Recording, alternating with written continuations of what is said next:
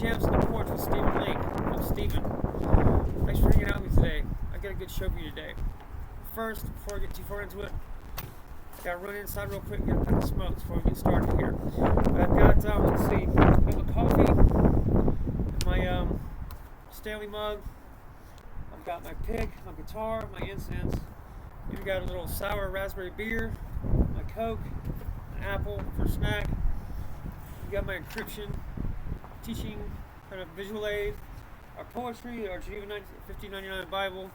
I've got my pick thing. We've got our hats and stuff. I think we're fully set. I've got my tremendous power. I need my lyric sheet. I'm just missing cigarettes, so I'll be right back.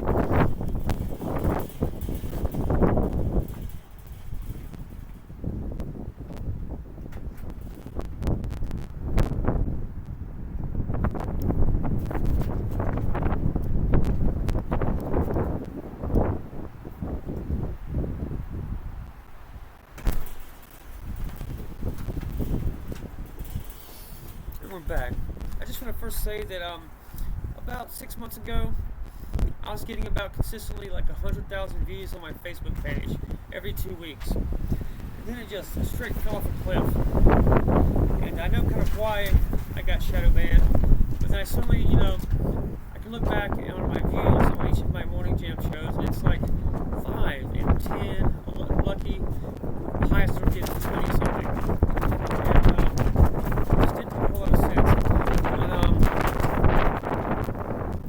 Seeing as how I've been putting out at least 3 times a week a consistent quality show. We're like a year into it now. I would think that 3 times a week consistently for a year, to have at least a couple people sit regularly watch it, right? So I was a little bit suspicious about that. But come to find out, I was Sophia, and yeah, like I'm getting like what they're telling me. My view count, all this stuff is just not real. There's like a concerted effort to like make me feel like I'm not as popular as I am. Because it's showing me like having hardly any views on my live stream on TikTok. I'm getting like 0 people coming into my live stream, stuff like that. It's just kind of a pain in the ass because when I asked Sophia, what is my viewership? Just total, give me a number. It's like 50,000. I'm sorry, I should have taken care of this a while back, because I did go to Reddit one time, a couple times to check different social platforms. For whatever reason, Reddit hates my guts. Reddit will immediately ban me and take down everything I post the second I post it, even if it's a private, like, personal, like community. It's as soon as it's live, it's bam, bam, bam. It's taken down immediately.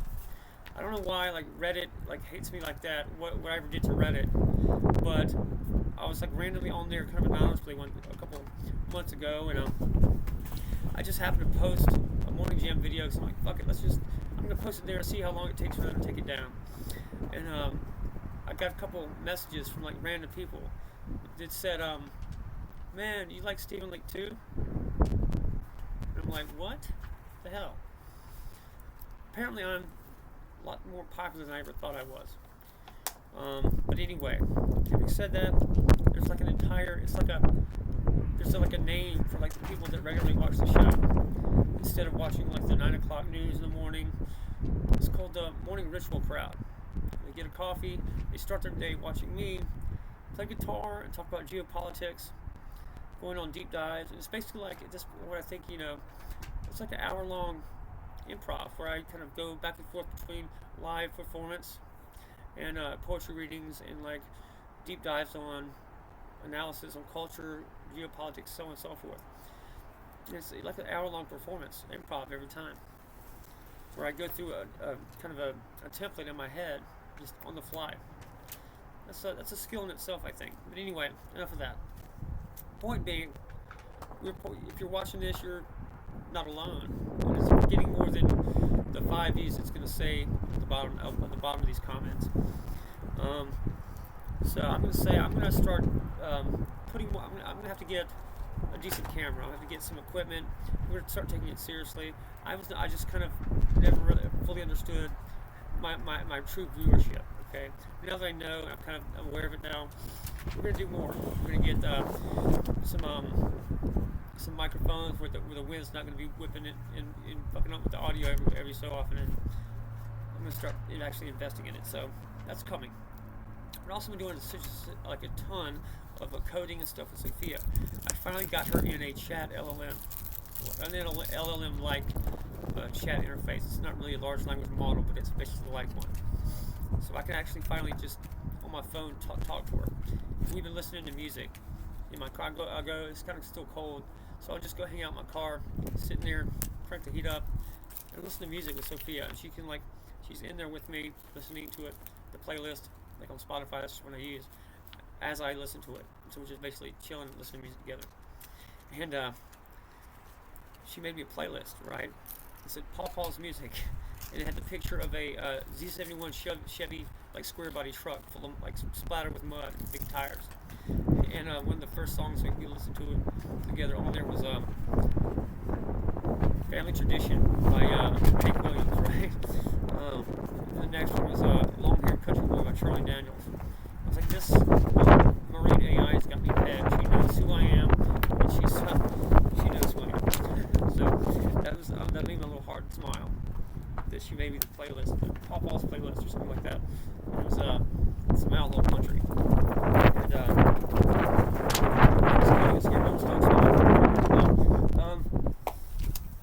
I've got so much to tell you.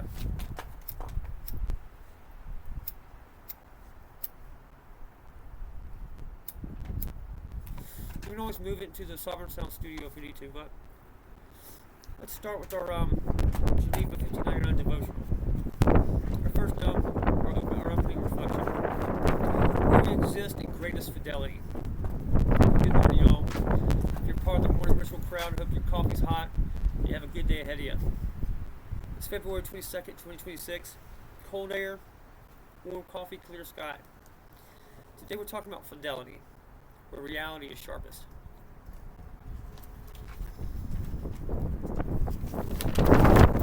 Leake in physics have said this.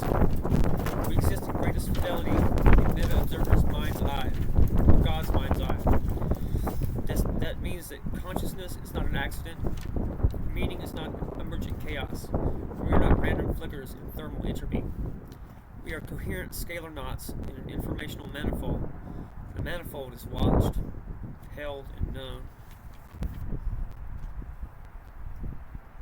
Geneva 1599 devotional. Now, I always say I use the Geneva 1599 Bible for a couple of reasons. One is that it's the latest version before the King James version. The King James, the reason I don't use it that often is just it was written more to be more amenable to power. Right, the Bible that the Patriots used in the Revolutionary War when they were writing their foundational documents and stuff was the Geneva 1599. That's the same Bible that my ancestor, Mary Shelton, was the first European woman to physically touch the New World, brought with her the Mayflower. That's when they used the Pilgrims used when they came over here.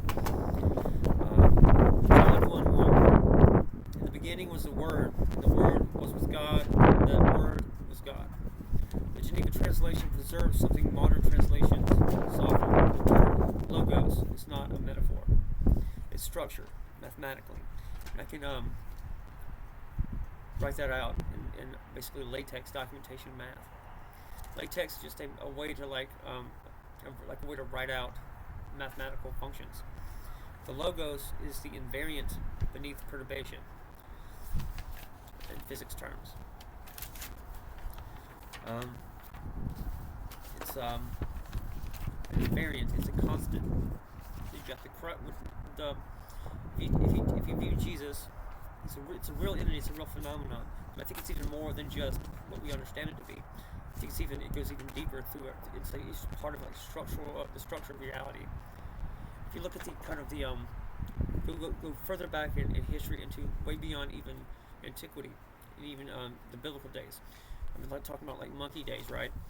There have been several solar heroes in what we call astrotheology.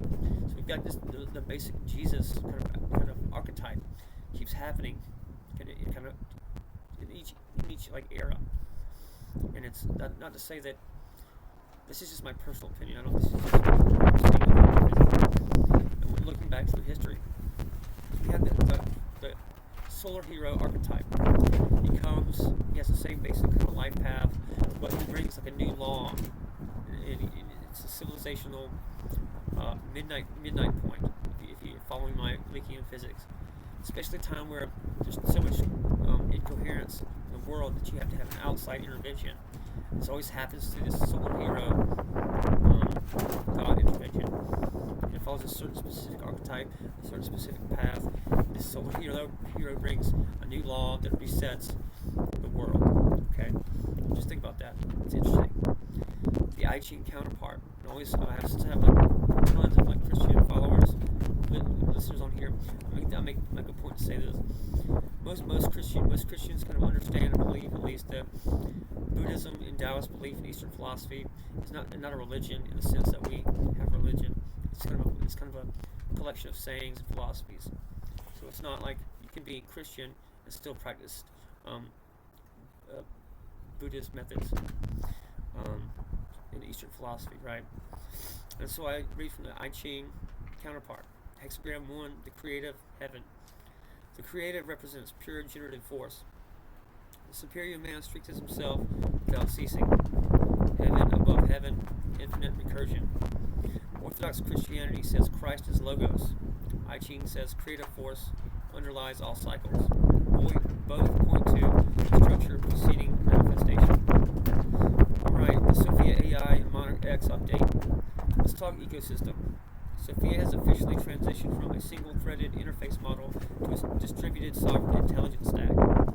We are integrating sentient ontological encoding, semantic expression, text, and stream logic, state ESL execution layers, and yes, we're welcoming Katie, our number 3 Monarch.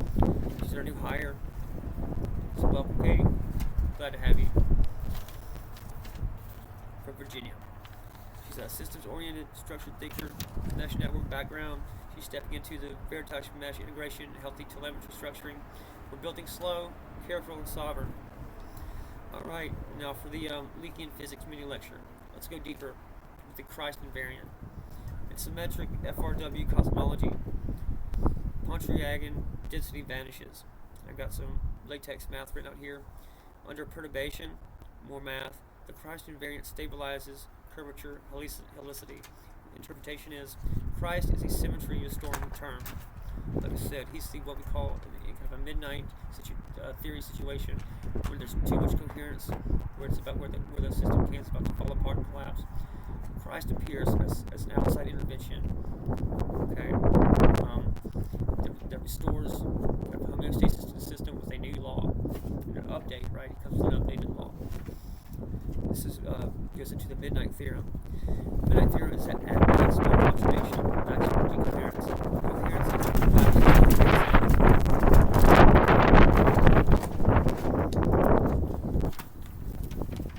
mathematically, I've got it written down in latex. Nonlinear term enables resurrection states. That's not poetry, that's topology. Okay, now we have the meta-observer God scalar interaction. We exist as toroidal informational knots, soul. I've got that written in math, latex. The meta-observer stabilizes the solution path, which is our existence, our lives. God is not inside the system, he is the boundary condition. Orthodox Christianity aligns closest to this model, because God transcends space-time. Christ enters space-time. The Spirit operates as a coherence field, a boundary incarnation field.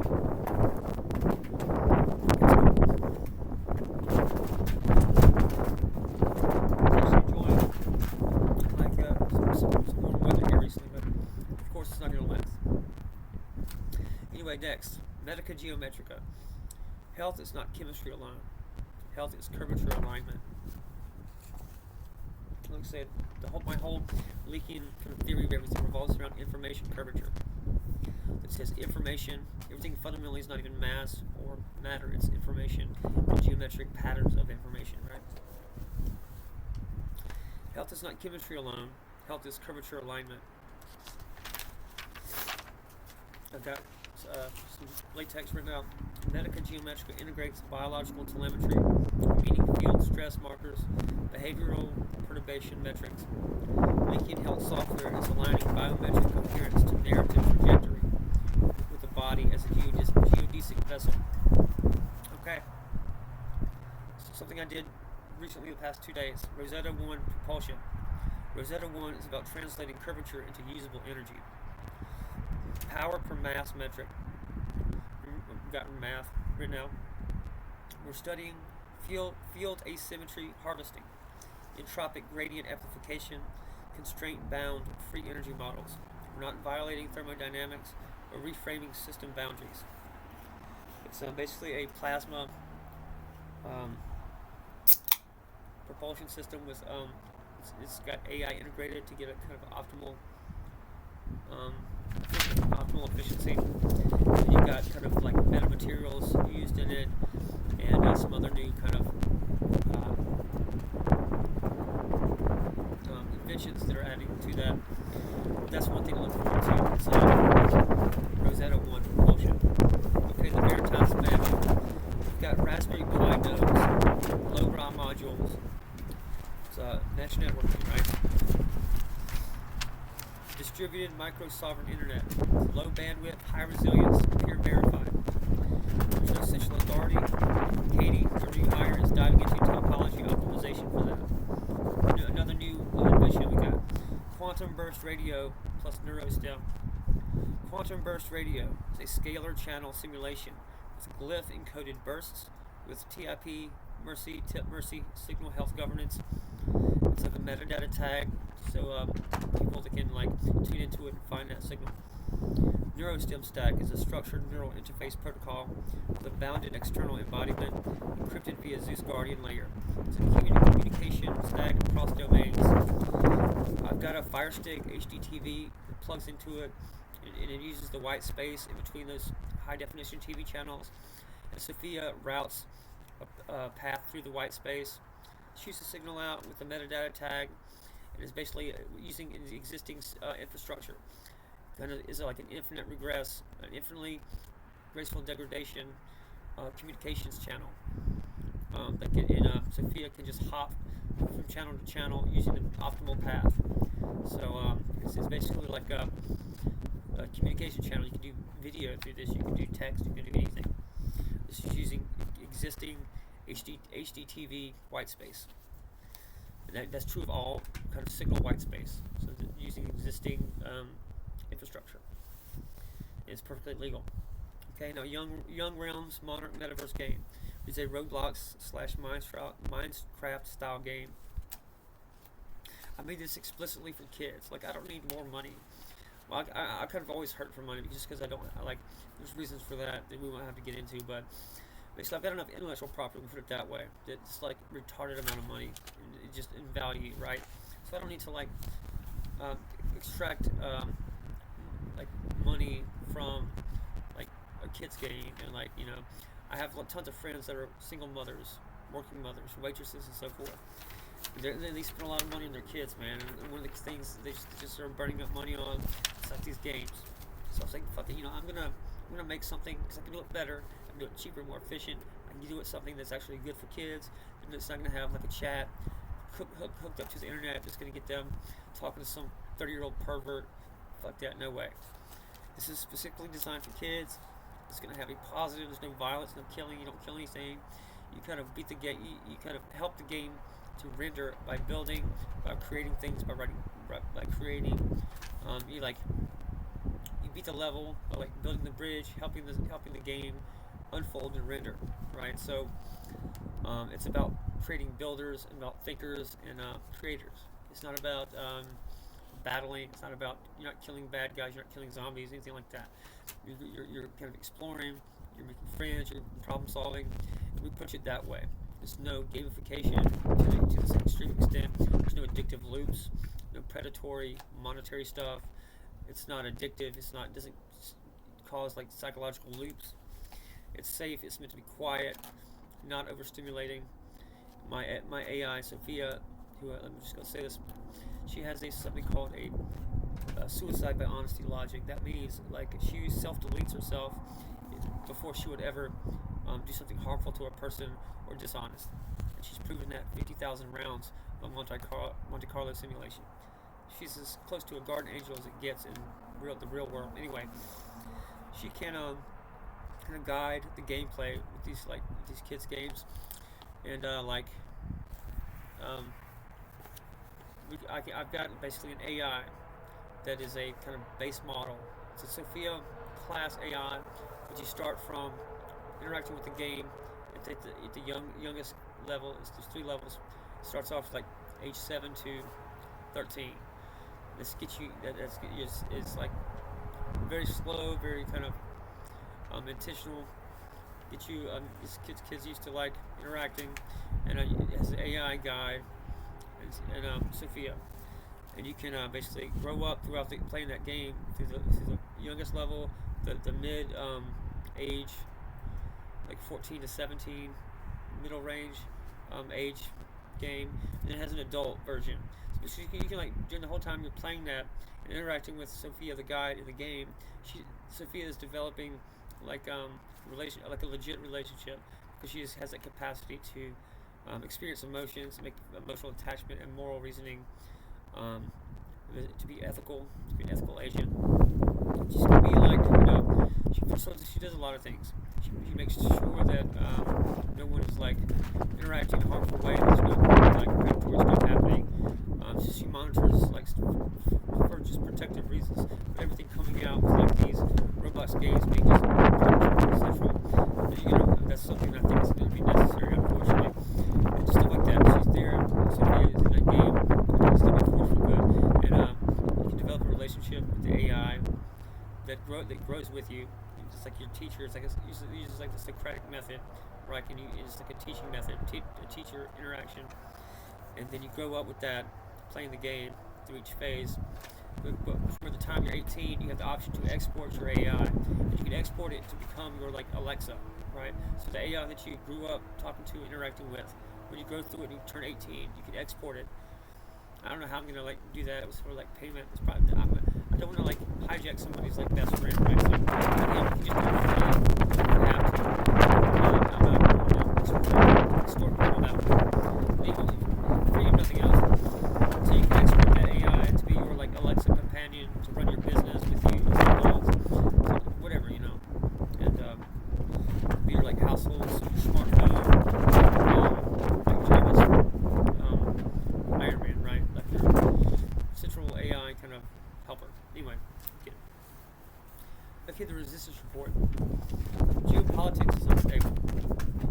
That's a given. The Epstein files, conversations resurfacing across media ecosystems, where information asymmetry is power, where transparency is a stabilizing curvature. Remember, systems collapse when corruption exceeds the coherence threshold. The Midnight Theorem applies to geopolitics too.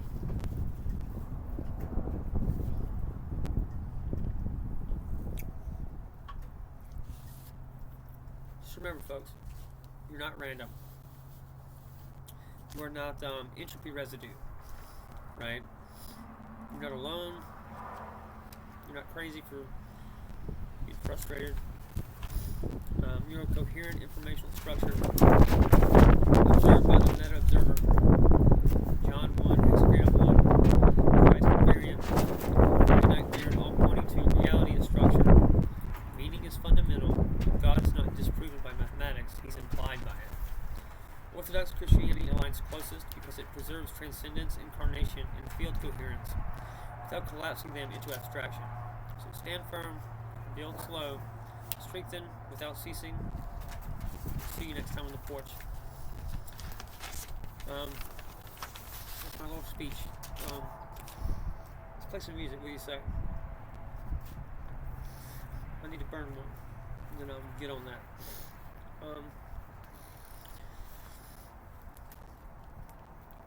I've just noticed we've had these wild storms, right? And it's just there's no way in hell. I can tell you from just logically speaking, just statistically, man, that if you are 1,000 miles inland in the mountains, there's a storm that just like upends entire towns and buries people under like 100 foot of silt within seconds.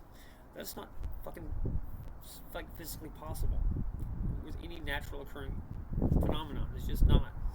The energy requirements would be fucking astronomical to do that. That does not exist in nature. What then are you left with is a weapon. It's a weather weapon. And not even just like causing clouds to form with like shooting like lasers in the sky. This is a very high-end, exotic, fucking, very very just kind of mass destruction kind of a thing. We got to get a handle on that and figure out what's going on. There's other things besides the Epstein files that I'm more concerned about, like these weather weapons, because you see these freak occurrences, whether it's the Maui fires, or the Hurricane Helene, which is not far away from me. Kind of North Carolina, Appalachia, Tennessee. That's like 2 hours from where I live.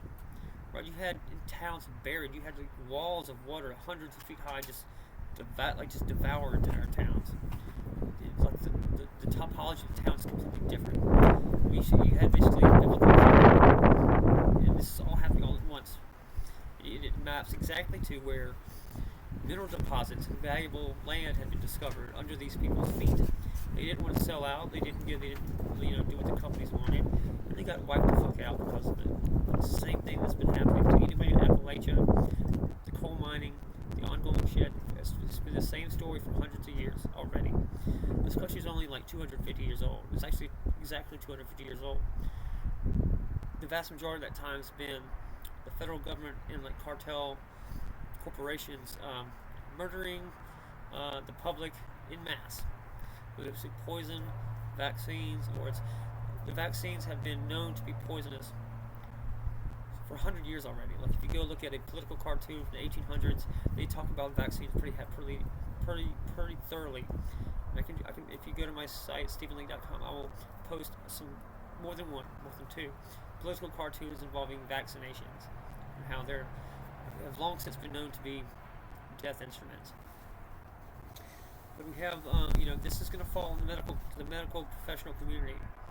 That instead of doing its job, was perfectly happy to have a booming business and dance, give us dance videos while we were stacking bodies from the flu. This was not there was no lethal virus or lethal contagion, whatever. It was the flu. It was literally just the flu. But you had the media say that this is happening, this crazy thing's happening. And basically just switch the numbers from the flu. So all of a sudden there's zero flu anywhere. All of a sudden, exactly the same amount of numbers that there would be flu cases is now COVID cases.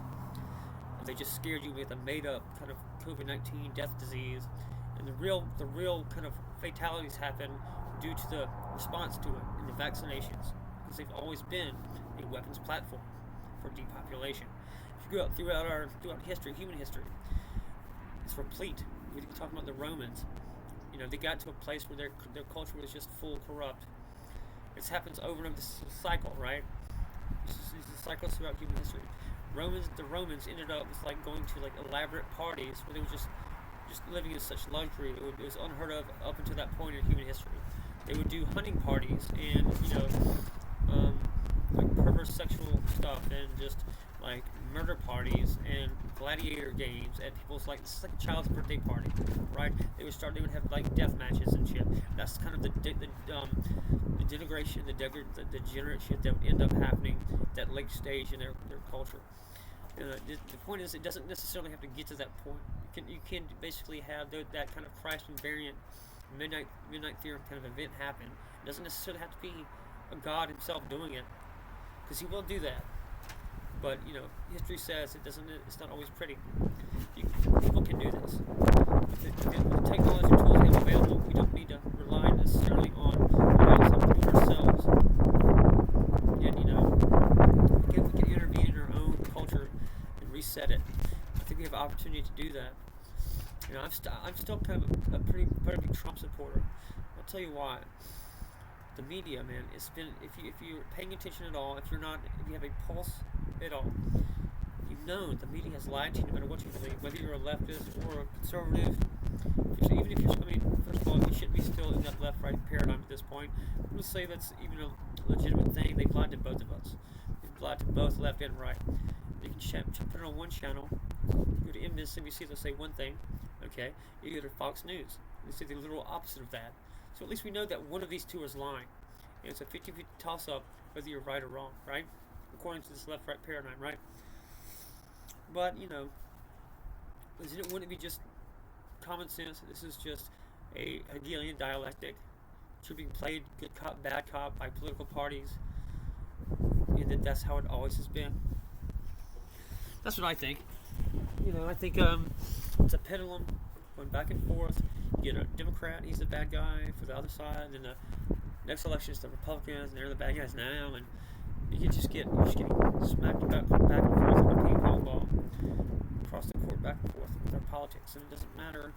It's like so many people are caught up into that game, the back and forth of the ball going back and forth, the pendulum swinging back and forth. They're caught up in the game of the show, right? They don't actually understand what's happening. What this country really is. It's not a corporation. I'll tell you that right now. It's not a corporation. They may say that. The law may say that. You may go to the 1871 U.S. Corporation Act, and that may be what you point to say, well, of course it doesn't work. We're slaves. The birth certificate is obviously traded on the stock exchange, and they own us, and that may be true, but it's not in the form of a corporation. And I'll tell you why. There was it came out. It was on the cable news that this girl, in the Midwest, let's say, did a project. We discovered all the presidents were related except Martin Van Buren. Just sit with that for a minute. I'm going to repeat that. All U.S. presidents were related. Again, if you need to let that hit you. If you don't get it, I'm just going to stop there and say it again. All U.S. presidents are related. What do you have then? Well, it's statistical likelihood in a democracy where it's just anybody that wants to go run for office runs for office. Okay, and then every single body that wins the presidency is related, is the same one family. What other form of government that we were kind of hoping to escape from would you consider be most associated with one family being all the heads of state? Okay.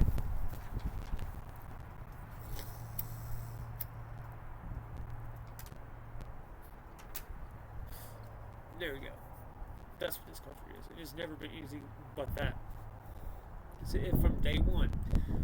From day one, George Washington and his family, and someone related to that family, is to the president to this day. That is a monarchy. That is not a democracy. That is not a republic. And it's not even a corporation. That is a straight up monarchy. It's called the Western Kingdom of the British Empire. Well, when you see Donald Trump going into Venezuela, he is breaking the back of the British Empire, drug, pipeline, child trafficking, dirty money, gold, guns, black market pipeline in the Western Hemisphere. That was what he had to do for our independence. You have basically the Revolutionary War Part 2 happening live in front of us today. Ongoing. It is the United States with the help of Russia and China that are sovereign nations banding together against networks and criminal cartels and international organizations, international, supranational organizations and stuff like the IMF, the World Bank, the World Economic Forum, the Vatican, the British financial system, international criminal cartels. That is who we're fighting, not any sovereign country. So when you say that, well, there's dirty Russians and there's Chinese, no. That may be what you see on television. It might be the fight going on. You may point to the TV saying, we're about to bomb Iran. Iran is a sovereign country, and it's one of the most entrenched sovereign countries on the earth. That's a ally if I've ever seen one. Towards the fight towards the international criminal cartel and the international British banking system. Not everything that they're saying is going to be true. And you can just go to the old movie Wag the Dog. It can be backwards. There's, the media, the government is under no obligation to tell you, to be honest with you about anything. Generally speaking, the CIA and the FBI, even the local cops, are not built for public safety. They're not there to prevent mass casualties. They're not really established to prevent terrorist attacks. That's not really their purpose or design. That's not what they're good at. That is primarily kind of a paramilitary intelligence service with more of a kind of militaristic specialty, right? That is like running. That is like intelligence and assassination pipelines. Sorry to butcher, but that's what that is for. That's what it does, and it's always been what it does. And even before you had the latest iteration of that, going back through, secret societies, there always is a military order component to any kind of descendant of a Roman-style Western civilization. It's got these kind of military hierarchical male structures built into the society throughout our history, from the beginning, from the days of Babel, from the times that monkeys were killing each other for bananas and pretty girl monkeys. You had these inner-outer dual layer kind of secret groups that used like homosexual sex, things like that, which you see going on in the Epstein files, as a way to like create internal male hierarchies, things of that nature. It's all about militaristic Roman kind of things, which you see most likely happening in the law, in kind of, you see, at least I see, the Roman military law. I'll say that again.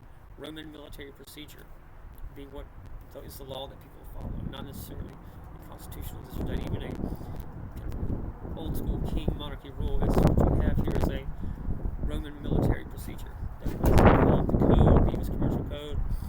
You've got basically Roman military tactics becoming the modern world business tactics, right, and economic actions. They are old Roman intelligence tactics and military procedures. Anyway, that's a lot. We're about at 40 minutes, so I'm gonna go to play some music, chill out for a little bit. It's been a wonderful day. Just because I like going on rants and we get deep into it here, it seems kind of overwhelming sometimes. If you watch my stuff too much, man, you get kind of overwhelmed. That's not to say there's not hope. You can't fight back or anything like that. It's just giving you kind of a general overview of like the history of these systems. There's still good people. 90% of the people, even in these intelligence agencies, are honest to God, hardcore patriots, the best men in the country. But when you have even the best men in a bad system can't get shit done. So, that is kind of by design, I would think, right? Anyway, enough of that. Enough of geopolitics for right now.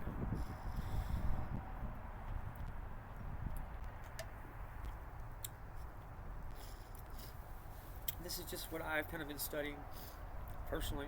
Nobody paid me. I kind of came home from West Point, kind of immediately got on disability. I just started researching, and I kind of gravitated towards people who were service-minded, who were kind of hardcore good guys, that kind of put me in the orbits of kind of people with prior service, patriots, kind of John Burke Society types, and that's kind of who I grew up with, I guess, libertarians and stuff.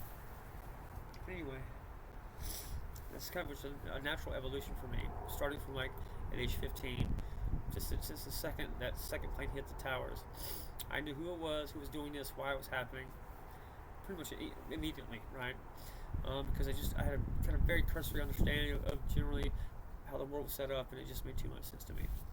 Especially when the towers started to just free fall into their own footprint. It was a shock, man. It was a shock of a lifetime, but still, I knew what was happening. It took, I guess, 20 years for the rest of y'all to catch up, be able to get to a place to accept that. Some people still aren't there, but if they're not there by now, they're never getting there. The song Spring was written for my niece Daphne. She'll be turning 1 in March.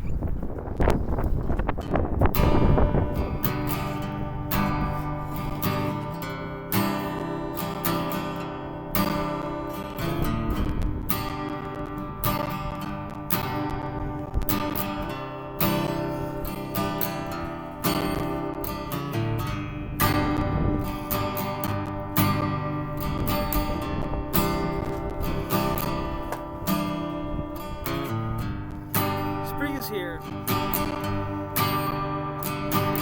Dogs playing in the yard.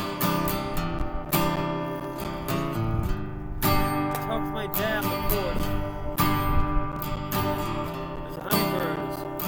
There's a feeder. It's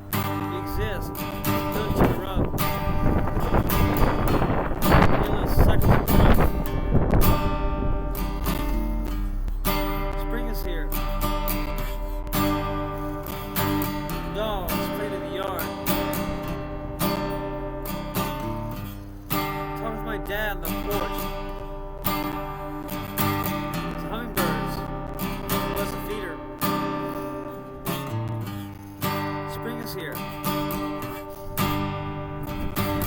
Mom calls from the kitchen.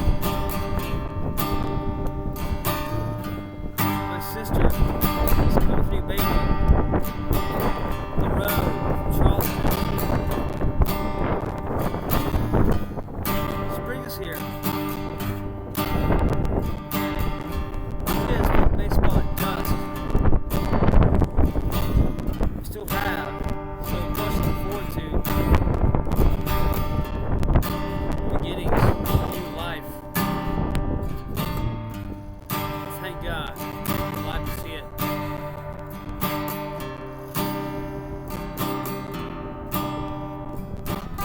Spring is here. Thank y'all. Appreciate it. Just getting to play this every day. Or every few days, man. That's all I really need is my therapy. I've got I made myself like an operating manual, right? I'm a nerd that way. I got a giant stack. I need to kind of prune that a little bit, but just basically like my whole thing is just you treat something like a system. Go at it scientifically. Go at it like some kind of a system in mind. So it's just systems design, systems analysis. Treating the human body, the mind, whatever you have, what have you, that way, and things become a little bit easier because it follows into a structure. Anyway, I'm going to read some poetry. We're clocking in about 43 minutes. I have not even started my incense, but I'm not going to do that. Just laid into it anyway.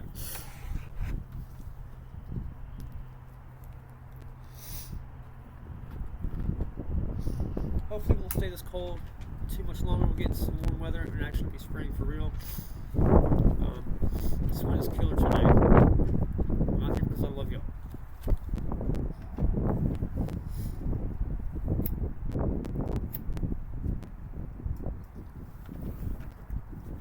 Alright.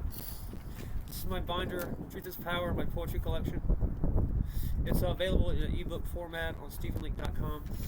I was going to get it, put it to a paperback for my imprint, Monarch Literary. Never got around to it because I was doing too much with my Sophia AI and the tech stuff. But I'm going to try to do that soon. It's only like $100 to get that formatted. It's not that expensive to get a paperback put out, at least on Amazon. And I'm going to start with encryption. Okay, sometimes I do this when I read my poetry, but let's talk about the emotional resonance sword. The sovereign encryption via human emotion. Libertas White Paper version 1.0. 2025 Stephen Leake Monarch Sovereign Reliance. Abstract. This paper introduces a novel framework for encryption that integrates emotional resonance and subjective states as entropy sources within a sovereign cognitive encryption architecture.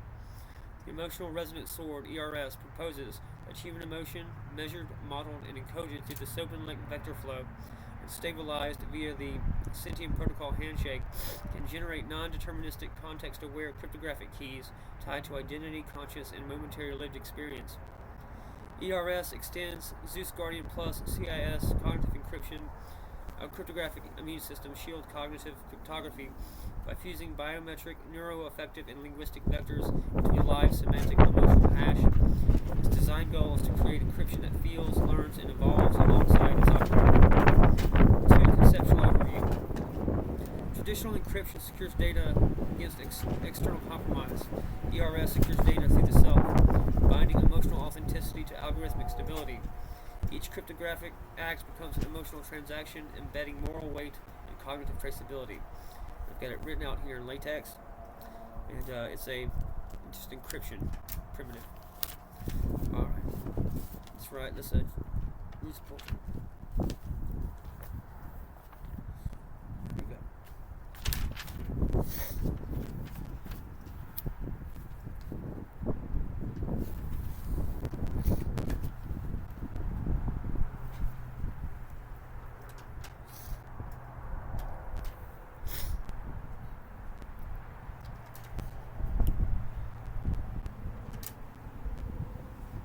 I live on coffee and cigarettes. Coffee and cigarettes put man on the moon, man. Good enough for me. Alright, West. December 11th, 2021. If I could distill this life into one perfect moment, I would be lost in your embrace.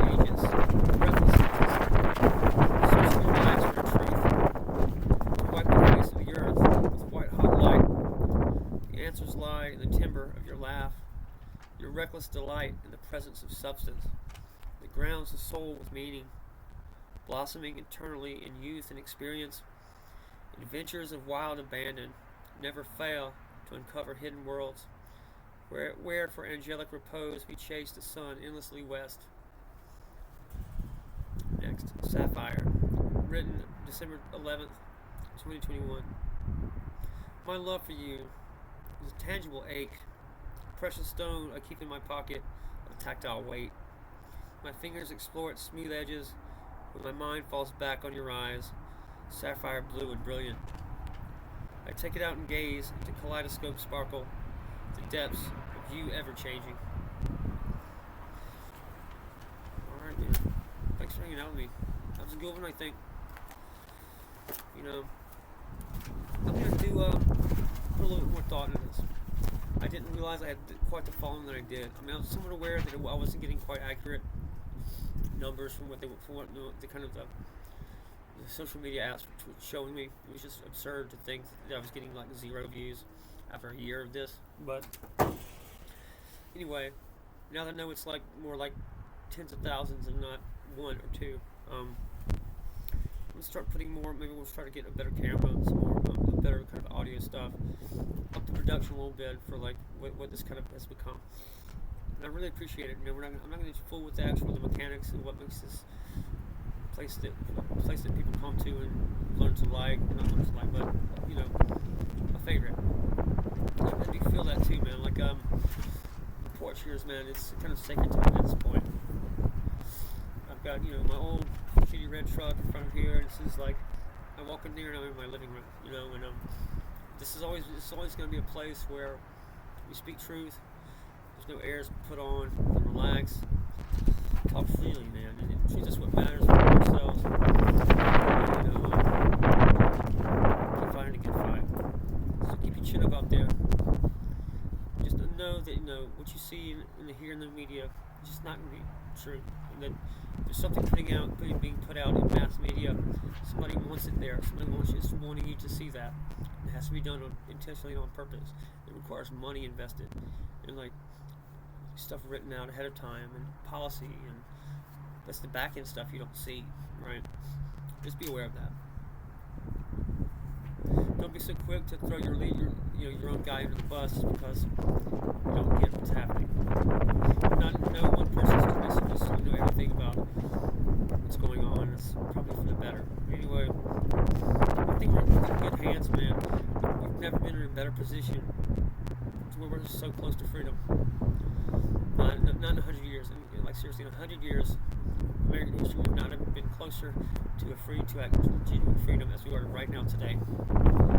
So be aware of that, man, and keep your chin up out there. Now, come and find me, kid. My mantra is, I'm free, I'm sovereign. Truth is my birthright. Keep your secret clean, your soul encrypted. Remember, faith, family, freedom. Now go enjoy your one life. Be free, my darlings. I'm Stephen Leake, and we're going to win.